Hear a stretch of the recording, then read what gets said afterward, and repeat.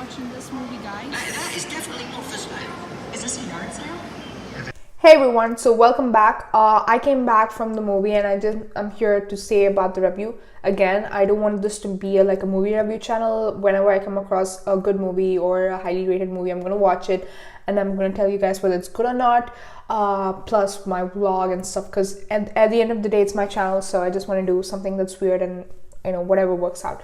So with that, I went and watched Captain Marvel today. I would say that although there have been a lot of negative reviews going around about Brie Larson, about the movie and all, although it's not completely true, but it's not a great movie. I mean, it's a good movie, but it does not meet any of the Marvel standards. If you have seen quite a few movies, all the 18 movies that Marvel released and all that stuff, they all had a backstory, they all had an origin story, they were funny, they were great, but this one does not meet any of the Marvel standards that's been currently going on with last year, at least when you compare it to Black Panther, Ant-Man and the Wasp, or Ant-Man, the origin story, Doctor Strange, all the origin stories where most people don't know about them, and they really were great. This one did not meet any of that standards.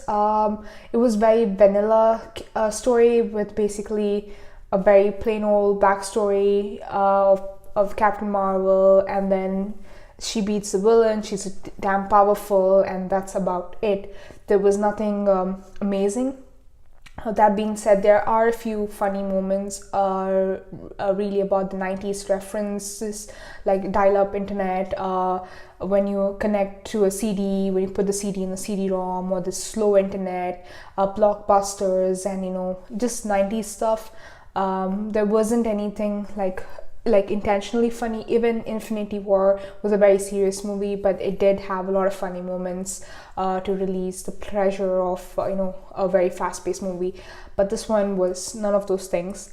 That being said, am I being too harsh about it? No, I'm a really a Marvel fangirl, and I have a huge expectations of Marvel movies. I know they do well and you have a really great time, but this one was, I wouldn't say it's a very bad movie. It's very predictable, it's boring, and it's lackluster. That's the end. So I'm going to talk about spoilers. So if you don't want to hear about spoilers, just log off or do whatever. So spoilers. Please hang up and try again. Alright, so spoiler reviews. Brie Larson wakes up as Carol Danvers, or Veers as people call her. She has like this flashes of memory flashes. She loses her memory. She wakes up in this Kree environment, or the planet called Hala, where creatures called Kree exist. They're kind of like the Green Lantern police forces, where they protect and serve the galaxy and the universe. They're like the police corps forces, and then they protect against all evil, against extraterrestrial forces and stuff. So Brie Larson is or Carol Danvers in this movie. Jude Law trains her as a master commander, and she's like a rebel. He always tells her that don't take moves emotionally. You need to think from your head and not from your heart. And you're great, but you can't do that. She has the power to beat people up with photon blasts. So basically, if she does like this, and then there's a huge surgical energy of photons that blast and beat the enemy out of crap. So that's her power. How she gets it is towards the end of the movie, where she discovers her power and how she gets it, but she doesn't remember anything about her past, anything about where she's from, or anything about it. She just knows that she lives on this planet called Hala, and she serves this police force. That being said, there is a mission that comes across, and then the supreme intelligence of the planet appoints her and says again, don't try to think about your past. You need to let go of your past.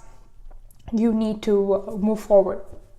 Then they fight against these green aliens. I forgot the name, I'm sorry. Who infiltrate the planet. They're like shapeshifters, basically like Mystique from the X-Men. They can take any form of human or any form of any person, and including the voice and characteristics and stuff like that. So they capture her in this mission, and then they try to spark her memories, and then she remembers a little bit about her past, where her parents were very mean to her because she was a woman, she was a girl, girl power, how people are mean to women, you can't do this, including her childhood, including when she was in the Air Force, where people were like, you can't do that, you can't do that. She's trying to spark memory of that, and that's all she remembers for now. And then she tries to escape from the green aliens, and then somehow the other she jumps to planet Earth, which they call it as C-53 planet. So she just drops off into the blockbuster, and then obviously she tries to contact the Kree forces, which is the international interterrestrial police forces maintained by Jude Law, and then she tries to call them through her teleporter or whatever, and then they say, yeah, it's going to take like 20-25 spatial jumps and probably 10 to 12 hours we'll be there. And she's like, okay, cool, and then like stay where you are. And then Nick Fury from S.H.I.E.L.D. comes and says what's happening, and they try to capture her, and then they say that she's come here from Kree, and she's trying to save the planet from these green aliens who are the bad people, who are the shapeshifters, who are come here to destroy the planet and capture something very important, and basically end the universe, sort of a thing. Usual Marvel stuff. And and then what happens is they go onto this mission, and they try to find. Again, she has another flash where she remembers her mentor when she was in the US Air Force as Lawson, Dr. Lawson, working for Pegasus. So then she works with Nick Fury to go to the Pegasus HQ or headquarters to find the file against Lawson. She does find it. They find this cat called Goose, who was Lawson's pet, and is very cute and looks kind of like Garfield. And there she finds that in this mission that Lawson went, there was another pilot who was presumed dead, which is her name is Carol Danvers. That's how she comes to know that her name is Carol Danvers. With that being said, S.H.I.E.L.D. is obviously now infiltrated with the green shapeshifters, and they're trying to capture Carol Danvers again. They're trying to capture her so that she remembers the coordinates. Why, we don't know yet. Basically, they're trying to find out the coordinates that this Lawson person has found, and she's found some light speed spaceship which could potentially affect humanity. And then so they find it, and they're trying to like capture her. The movie goes on. It's very boring, so I'm just trying to skip it. Anyways, she meets her longtime bestie from the memory flash, and they create a huge aircraft. And then she realizes that the green aliens that they were trying to infiltrate were actually nice people, but they were captured by the Kree people.